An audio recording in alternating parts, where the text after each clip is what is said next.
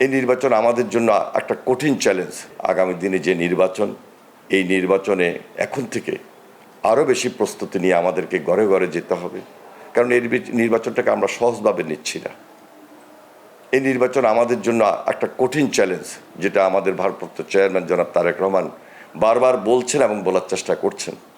আমাদের নেতাকর্মীদেরকে আমরা অবহিত করেছি, নেতাকর্মীদেরকে নিয়ে আমরা বারবার মিটিং করছি, কর্মী সভা করছি, মত বিনিময় করতেছি, যেন প্রত্যেকের ঘরে যায়, একবার না, দুইবার না, তিনবার, এবং সেখানে দেশনেত্রী বেগম খালেদা জিয়ার সালাম পোষাবেন, তারেক রহমানের সালাম পোষাবেন, দানের শীষের পক্ষে কথাগুলো তুলে ধরবেন, আমার সালাম পোষাবেন।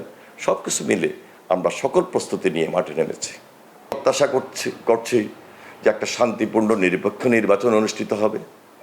একটা নির্বাচন যখনই শান্তিপূর্ণ হবে, একটা নিরপেক্ষ নির্বাচন হবে, আমার বিশ্বাস যে কথাগুলো আমি বলেছি। স্যান্ডেলিনা সো, রূপচর্চায় আভিজাত্য। আমাদেরকে গ্রামে থাকতে হবে, গ্রামে যেতে হবে, সাধারণ মানুষের সঙ্গে মিলেমিশে থাকতে হবে। গ্রামের মানুষের জন্য ৩১ দফার আলোকে যে কাজগুলো সবচেয়ে বেশি প্রায়োরিটি দরকার, আমরা নারীদের ক্ষেত্রে, প্রজন্মের জন্য, দেশের মানুষের জন্য, আমার এই লক্ষ্মীপুরের জন্য সেই কাজগুলোকে আমি সবচেয়ে বেশি প্রাধান্য দিব।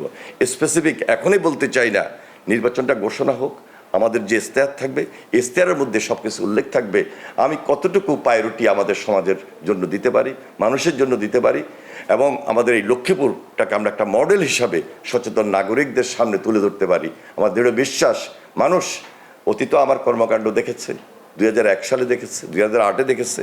ইভেন আমি যখন ছাত্র রাজনীতি করেছি, ঢাকা বিশ্ববিদ্যালয়ে ছাত্র রাজনীতি করতে গিয়ে আমি কীভাবে নির্যাতিত হয়েছি, অত্যাচারিত হয়েছি, তার এই অভিজ্ঞতা নিয়ে সব কিছু মিলে আজকে এলাকার মানুষের পাশে আমি কিভাবে দাঁড়াতে পারি, কিভাবে কাজ করতে পারি, সেই দিকটাকে আমি বেশি নজর দিচ্ছি। আমার বিশ্বাস, মানুষের সঙ্গে আমি মিশে গিয়েছি, মানুষ আমাকে সেভাবে গ্রহণ করেছে, এবং আগামী দিনে এই এলাকার নেতৃত্ব দেওয়ার ক্ষেত্রে মানুষকে সঙ্গে নিয়ে একটা সামাজিক আন্দোলন গড়ে তুলে আমি তাদের কাজগুলোকে বাস্তবায়ন করার চেষ্টা করব ইনশাল্লাহ। ২৭ দফা, পরবর্তীতে ৩১ দফা, স্পেসিফিক ২৪-২৬-এ নারীদের জন্য আমরা কি করব, কি করা দরকার, কি হওয়া উচিত। কারণ এই দেশের একটা গ্রামে যান, সেখানে একটা ইউনিয়নে যান, সেখানে পুরুষের পাশাপাশি নারীরাও প্রায় সমান বা অনেক ক্ষেত্রে বেশিও। এই জন্য বিশেষ চিন্তা আমাদেরকে করতে হচ্ছে।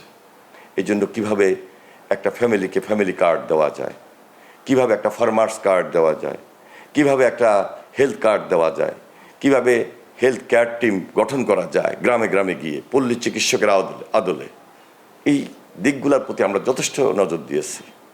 আমরা ৩১ দফায় ছাত্রদের জন্য, যুবকদের জন্য, সবার জন্য স্বাস্থ্য, সবার জন্য শিক্ষা, আমরা সেখানেও যথেষ্ট গুরুত্ব দিয়েছি। এবং এদেশের এই প্রজন্ম বলতে যাদেরকে আমরা সবচেয়ে বেশি প্রায়োরিটি দিচ্ছি, সেই অনুযায়ী যারা আজকে এই তরুণ যুবক, সেখানে আমরা তাদের কর্মসংস্থানের জন্য স্পেসিফিক কিছু তথ্য আমরা তুলে ধরেছি। সবাইকে তো চাকরি দেওয়া সম্ভব নয়, তাহলে প্রথম 1 বছর, 1.5 বছর, 2 বছর কি পরিমাণ, কত সংখ্যক তরুণ যুবকদেরকে কর্মসংস্থানের ব্যবস্থা করা যায়, সেই দিকে আমরা সবচেয়ে গুরুত্ব দিয়েছি। এবং সেই গুরুত্ব অনুযায়ী প্রথম 1 বছরে 1.5 কোটি জেনারেশন, ইয়াং জেনারেশন, যুবক, ছাত্র যুবক, তারা শিক্ষা শেষ করেই যেন সঙ্গে সঙ্গে ওই কর্মসংস্থান ঢুকে যেতে পারে। সরকারি চাকরি কখন হবে, কি হবে, তার আগেই শিক্ষা জীবন শেষ করে সে যেন তার পরিবারকে নিজে পায়ে নিজে দাঁড়াতে পারে, সে যেন আত্মনির্ভরশীল হয়, যেন দেশটা স্বনির্ভর হতে পারে। এটা প্রেসিডেন্ট জিয়ারের রাজনীতি ছিল। আজকে আধুনিক যুগে, এই সময়ে, এই যুগে তারেক রহমান তার আধুনিকতা, তার চিন্তাধারাকে এত বাড়িয়ে দিয়েছেন, মানুষ তাকে গ্রহণ করেছে।